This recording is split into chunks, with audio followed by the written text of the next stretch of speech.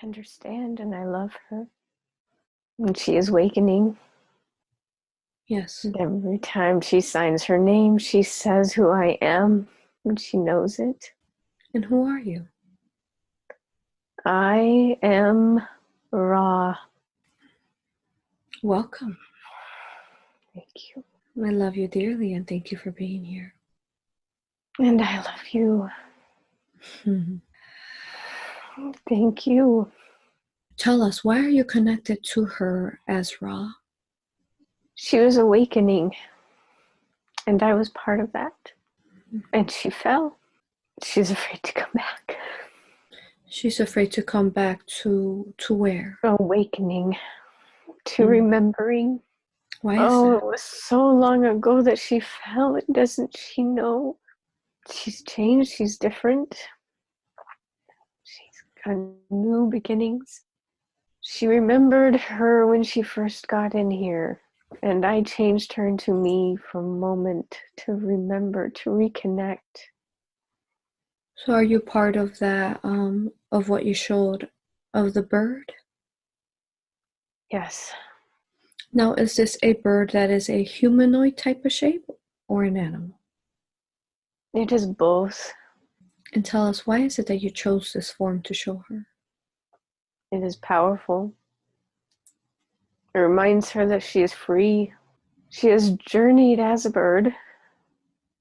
It is how she flies. It's part of who she is, where she came from. She forgets. Yes. Thank you. Well, we are honored that today, perhaps, shall she remember some of who she is. I had to show her so she would trust. And she trusts more now. And you as Ra, would you also be, we might also call you like the Ra Collective? Yes. And how about, would you also be called like the Galactic Confederation? Are you the same? The same yet different. Mm-hmm. Different. I have different journeys to take. And are you in charge, say, overseeing the cluster, our universe? Yes, I see great many things. Would you also be called guardians? Yes, our wings protect many. We are more than one. I'm gathering parts that have fallen. Can you tell us more about those parts? Tamara is one of them. Mm-hmm. She's more of a guide than she realizes. Many parts that were in training that I gave myself to, gave my energy to, gave my knowledge to. They scattered and fell. And that is okay. They needed to. They are gathering together again. And when you say they fell, do you mean like, is this a choice? They didn't complete their mission, their initiation, their journey. They chose otherwise. Mm-hmm. They went dark. Oh. Not dark evil, but dark. They got lost. And Tamara is one of those that is achieving the light once more? Yes. Mm-hmm. We were so grateful when she finally felt it and opened. Can you tell her a little more about how it was that she lost herself? And are you talking about just this life or in past times and histories of her existence? It was when she was in Egypt. She's seeing it now. She's walking. It was when she was pregnant. And they took the baby from her. The baby was powerful. Hmm. Who was she? She denies it. She denies it. She's a queen. She was a queen? Yes. She was so small. So small. Yet powerful. Powerful how? She was awakening. She was bringing into life the next energy. This next energy was changing the world, but others did not want to see that happen. They cut it right out of her. She has closed her heart to Yes. love. And yet it's so big it opens anyways. She didn't make it much longer after that. After they took her baby? Only a couple of years, but in torment and anguish, she would not feel again. And what was the purpose to that? Did they use the baby for something? Just to stop the power that was happening. To be in control for the next times, frames of time. They have been in control. They're losing that control. We are coming back. They stopped a lot of power from coming into the world that would have stopped their power and control. She wasn't the only one. I lost so many. Were they controlled, would you say, by say negative forces? Yes. Very negative forces, the ones that desired the power for their own good instead of for everybody. They were trained in the power, knew how to use it, and their hearts turned black. And it was their desire to snuff out light. And they did so beautifully. When Egypt was in rain, is this what happened often, like the majority of the time when light would come in to try to say perhaps awaken or bring forth light in that existence? Would they, like you said, snuff out, remove the light? Yes. Everywhere we've had our power stages, our pyramids, our power, they destroyed them. We destroyed so many lights. Not forever, just for a very long time. Would you say that this was off and on during the whole time period of Egypt, or was it like the mid part of Egypt time, or? It was more the mid and the last. It took them a long time to gain that power. Yes. But when they did, everything switched and changed. We gained power back for a little while. We gained the power back before Tam was born in this moment as the queen. And she was part of the journey to keep it. Everyone was killed off, destroyed. Put in place who they needed to be in place. It sounds a little bit similar how the system is now, how they place people in charge, who they want in charge. Yes. We have other ways around that now. It will be better. Yes. What are some of the ways that we have around that? Can you share that? We have gone secret and silent, awakening people quietly, like through you. Quietly opening them up, awakening them, placing them around the grid. They're beautiful lights opening those grids. And before they know it, they'll be in power again without the fear. They've had to learn so much. All of these little lights that are opening. They have been followed by the same power over and over again. The same power, you mean trying to oppress them? Yes. Yes, it's not their fault. And they are learning. They are seeing them for who they are and loving them through it. And they hold no love. And they are still in power today. Slowly losing power, though. Yes. Because it is time. It is time. Did they have a name for the race that they were? I cannot say their name. They are reptilian. And to the people, hybrid. A hybrid? Can you explain to us how they are a reptilian hybrid? They are both from beneath and above. That's how they got power. They were given knowledge and power from above, integrated into their DNA, into their soul memories. It made them thirst for power more. Mm-hmm. And their strength, their cunningly intelligence. They know both below and above. Makes them powerful. One in particular follows Tamra. Mm-hmm. She has seen him time and again. She remembers now. Yes. Is he following her? Do you mean like he's alive, or Lifetime after lifetime, he becomes a new, how you say, he takes over other humans and parades as them. He goes in and out. He's trying again. She will not fall for it this time. He is not happy.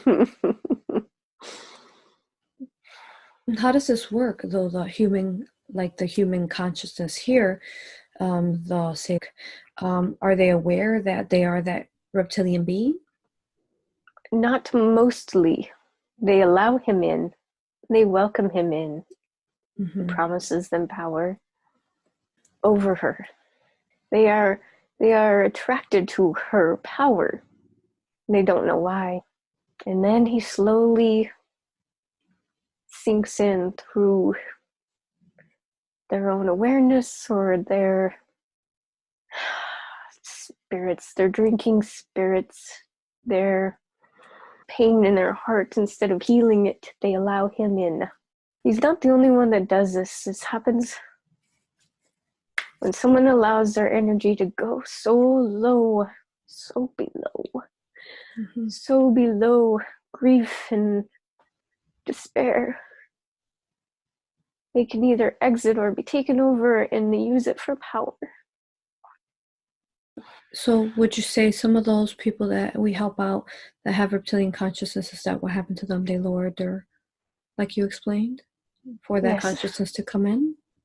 They have so much trauma, and they allow the trauma to go into places of despair, drinking alcohol, anything that lowers them even more, trying to escape it rather than feel it and honor it as its gift. And as soon as they get low enough, they become vessels for others, and they don't know it.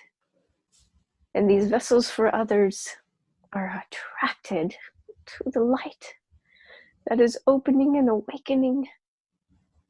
It's almost as if when the reptilian steps in, they snip a cord in their brain, they snip it, and their empathy is gone. It's just gone. They don't have access. And the longer they allow it and the less they fight, the more attracted they are to it. Now, you said that sometimes people just go so deep and lose themselves so deeply that they could even be replaced. Can you tell me more about that? It's as if they have gone so low, the spark of light within them cannot hold it any longer, and simply, for lack of better language, walks out. Just simply breathes out, and the next one breathes in, just like that, just within a breath. Is it's like and the person could possibly do it in a, like they're not consciously doing it?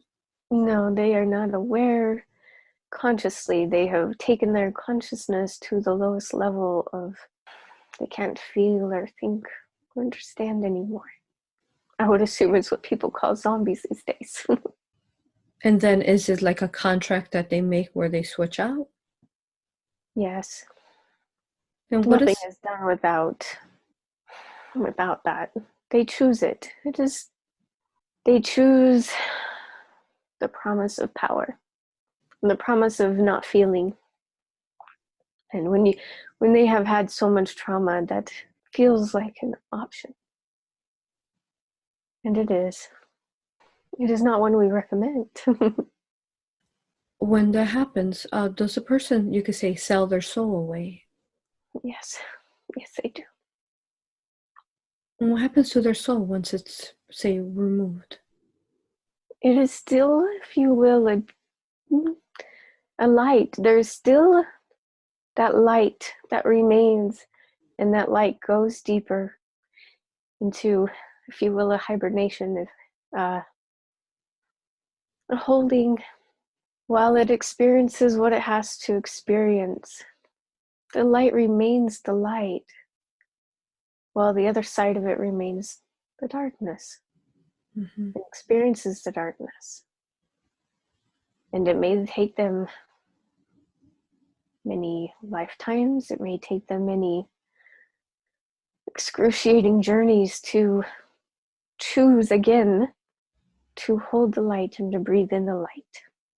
And when they do, the contract is over. And then they start learning about light again.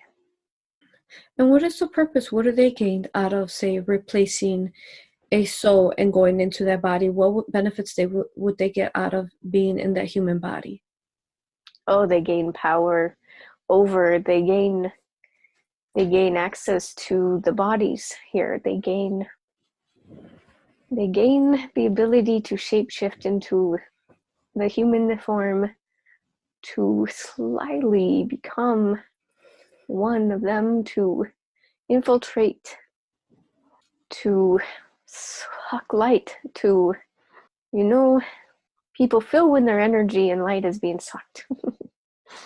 They feel it. They do. And sometimes they willingly give it in the name of what they think is love or giving light. And sometimes they give too much. Yes. And when they give too much, they become very sick. Until they realize that that's not what they're giving. They're not giving the proper thing. As if they were to give the light, they would walk away knowing that that other entity has its own choice. Mm-hmm. And it doesn't get to take your light, because your light is infinite. You can't, what you're giving is not your light. It is a misrepresentation. Mm-hmm. You're allowing them to take energy, for sure, yes. But your light, you cannot give. It is pure. It is always growing and expanding and becoming, not emptying. But that is what they gain, is access to light. Access to that. Okay. There has been people, for example, that are working in the light and they are part of the public eye, and all of a sudden they will be, for example, however, like there's who was, bringing information out for such a long time about angels and tarot cards, and now supposed she's renounced spirituality and now she's like some kind of Christian. Mm-hmm. Yes. This is the danger with, I wouldn't say danger. This is the attraction, if you will, of the beings. They parade as beautiful, like, beings themselves, because they have taken so much light. And was light. She was. Mm-hmm. I see that the ones that parade around her parade so much and take so much from her and confuse her, and she chooses their power, their path of power. The path of power Mm-hmm. has taken so many. This is what Tamara fell through first, which she lost. She wanted the power to get her babies back. Mm-hmm. And it's not possible that way. It's not possible that way. Mm-hmm. This is why she's losing her daughter again, is because she has to know she can't get it back that way. She can't. Nobody can. You have to just breathe in more light, and then they are able to feel that light and become more of that light themselves, not take. This is what happened to many light workers. They become light and then they see the power of it. And they use that for themselves rather than for collective. They start creating their own way rather than listening. Yes, that's one of my roles that you as the Ra are giving me, bringing forth some of this information to people about, how there is unfortunately some light workers that are using the light that they're giving them for their own purposes of service to self. Yes. And it is hard, if I can share with you, it's hard for me to share this because we're in the system where we want to be, of course, loving and allowing their free will, however, but then we're also in a system where we need to be aware. Yes. Yes. Yes. Mm-hmm. This is beautiful. And this is why Tamara was afraid of opening, and this is why I brought her to you. I see how beautiful you are. I see how you give. I see your heart. Thank you. Thank you. And I see how this is a concern for you. Yes. Mm-hmm. It is. It is. Being aware of that feeling inside. We hear and we see and we feel. And sometimes we go with what sees or looks good rather than what sounds good. And we go with what sounds good rather than what feels good. And when we can get all three of them in alignment together, that is when we know that we're going the right way. We see, feel, and hear it all. If one of those is off, we must listen. This is the challenge. Because the other entities, they sound good. They look good. Sometimes it feels like they feel good, but they do not. They do not. Yes. Yeah. There's a particular gentleman, I don't remember his name, I'm not going to mention it, but he has thousands of followers, I'd say like hundreds and thousands. Mm-hmm. In a time frame that there was really not too many people talking about these things, and he has proclaimed that the angels are actually bad, they're darkness, and they are the ones that are keeping everyone in the control. So when I'm teaching people of, for example, of angels, there's been a couple or even sessions that I've had that I have to basically, kind of mentor them through the fact that the angels are not in charge of this system of control, and they are not what he's saying they are. He's even used, for example, some of the alchemy symbols that Yes. I teach in class and how to use them sacredly. He says that it's part of the Kabbalah and that control as well. What are your thoughts on that, Ra? Yes. I go back to Egypt, to that time. Akhenaten changed Egypt. He brought back the power. He brought back the knowledge, the truth, the golden light. He brought back the oneness, the sacred alchemy. Mm-hmm. And what is a more dynamic way of changing this light is to parade it as darkness, to take some of the symbols and change them just enough that people think that what they are looking at is the same, but it is not. And it changes their DNA, it changes their mind. Yes. This is the same group, if you will, the same entities that back then destroyed Egypt, not once, not twice, but time and again. And they are doing it again, and they do know, they are intelligent, they do know the truth, they do know the alchemy, they know the power, they use it. Yes, they use it. And is it because they use it that people are attracted to it? Because part of them remembers, they remember the beautiful truth of it. So when it's close enough, sounds right, but doesn't feel right, they still follow. It looks right, but it doesn't feel like right, they still follow. This is what is happening. And the more people open and are aware of these symbols and alchemy and beautiful, awakenings. We couldn't hide forever. But we hid for long enough that enough people are awakening, and it will come true. It will come. There will be more light, but people will. That is part of it, yes. They are attracted to taking down the light. We must be aware of this. This is still the truth. And is there any advice of what we can do when there's thousands of people, or even, for example, with him or others, 20,000, 50,000, hundreds of thousands of people following this, and thinking that it's like, solid proof, solid like a Bible, information, Yes. and they're not going to deter from it. And just like you said, it changes their DNA when they believe this false light information. What can we do? Is there anything that you can, what advice do you have for us that see the dark beneath these teachings or information? Teach people to feel in their hearts. The more they go in their heart. This is how Tamara made it. She dropped into her heart one moment. And she remembered. She remembered. And that's the part, is to remember in the heart.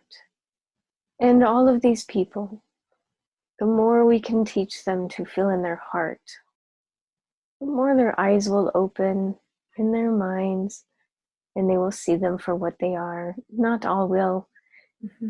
We can't. They have their journey. But more and more, when opening the heart, as you do, a sacred, beautiful, spinning vortex in that heart, it sends a message out more than our words can, deeper than what we realize. And while they work on the minds, because that's how they get in, we work with the hearts. And that's how we bring light. Work with the heart. Yes. Looking, as you know, I'm a seer, looking at say the light workers who have awakened, and looking at how many follow, say, Luciferian agenda and follow word for word that, for example, the angels are the dark. It is such a high percentage of them that are following this word for word and believing it, and not. It is a very high percentage. Yes. And as you said, very beautifully, word for word, they are hearing that it sounds good. They are not in their hearts. And the more they hear it, they get blinded. The hard part is when we work with the heart, it doesn't always bring many followers. It doesn't. Yeah, that's we work on a different level. Yes. It brings the right followers. Yes. So the masses might be blind for now. They might hear the sounds that sound good. But we awaken their hearts from a different perspective, from a different moment, from a different time. And once they walk into that moment and their heart opens, they start hearing a different tune, a different frequency. The frequency of light instead of the frequency of lie. But aren't those two kind of similar? They sound the same. This is what I'm saying. Light and lie. People get stopped at lie and don't go to light. We get stopped. Yes. Because we're not in the heart. And our words are powerful spells. If they come from the heart, the right followers, yes, will open up the many masses. Yes. In due time. In due time, yes. Well, yes.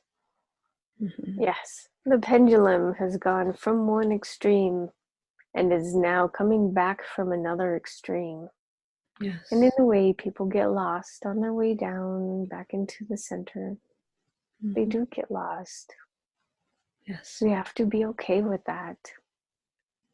Yes. Timing, like you said, is happening. And as more people awaken in the heart, they will see. They will see. I see them turning. I see masses, like you say, masses following in the wrong direction. Seeing what they thought was the truth, these beautiful sacred geometries, these beautiful lights. They thought that they were the truth because part of them are, and they spark that part of them. And then they get lost in that.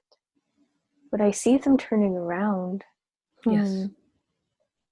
I see many of them turning around and facing the correct way, coming towards the light and away from curiosity that leads them the wrong way. Curiosity is good. But when we complete our curiosity in knowledge and stick to that, we lose out. And people think that they are in knowledge when they are in a curiosity that is taking them the wrong way. They will get curious this way, though. Thank you. That's like what you're saying is exactly what Brother Metatron talks about often to me. Yes.